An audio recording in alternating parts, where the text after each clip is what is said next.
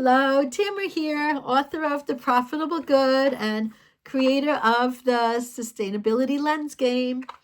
So I'm here to talk a little more about profitable good, how you can make it profitable for your own organization to follow some of these key principles of sustainability. And we were talking about some of the different frameworks, and I want to go over here in this discussion and compare the three different frameworks together that we've talked about in previous videos. So we have one of them, which is the 4 Ps, okay, which is people, planet, profit, and purpose.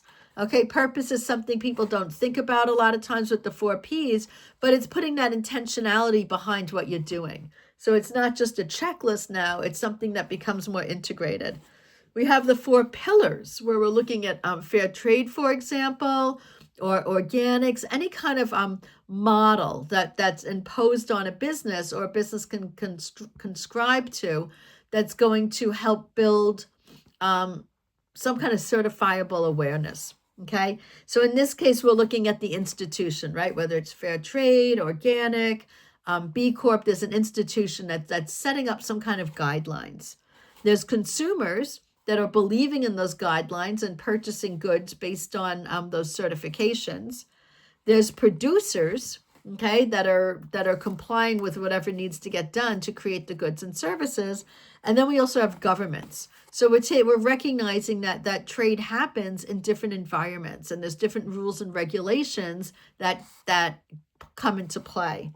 And the last thing we're looking at as far as frameworks is the sustainability lens. And the reason why we're looking at frameworks is it gives us a common language, a purpose, a direction as we're starting to think about sustainability in our organization. So the 4 sustainability lenses is resources, where things come from, the health, what is your place in the community, whether it's your workplace community, your local community, looking at the human resources, policy, what is it that your organization is standing up for, and exchange, right? How are goods and services accessed and sold?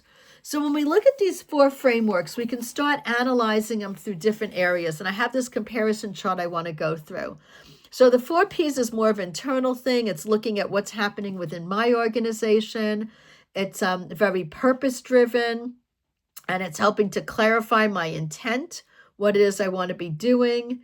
It's very focused on enterprise, right? We're very familiar, I think, with the 3 Ps, the triple bottom line. Now we're looking at 4, okay? Some of the key concepts is this idea of purpose and value, okay? And again, that triple bottom line, and it's applied through branding, through leadership, investors, communication.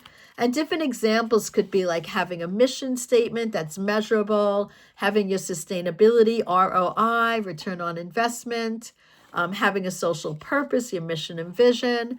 And it's similar to social enterprise mission statements, and the added value it brings in is this idea of intention, right? So you have this intention. If we do a similar look at the 4 pillars, right? That's more of an external, okay? So we're looking at the stakeholders because we're working with an outside organization. We're acknowledging governments and consumers. It's outside of our organization. The primary orientation is looking at that who, right? Who are some of the key actors in sustainable trade, right? We're trying to identify ourselves within that community. Some of the core strengths is it balances roles and responsibilities. So it's not just me as a business, there's a third party there that's vouching for me. Some of the scope is the ecosystem of trade and governance. These can be global organizations and certifications. So it helps to kind of unify that way of thinking. The key concepts is looking at accountability, collaboration, right? Because there's others that are joining in and following these institutions and applying these concepts. So you're building this new community. And it can be applied to supply chain transparency, sourcing, policy advocacy. And if we take a look here at some examples of how it's being used, right? It can be used for assessing the supply chains, right? Getting that certification out there saying my ingredients are grown in this particular way. It's similar to fair trade and development frameworks. And the added value is it has that infrastructure that third-party voucher, that credibility. Okay, so that's how how the idea of the 4 pillars fits in.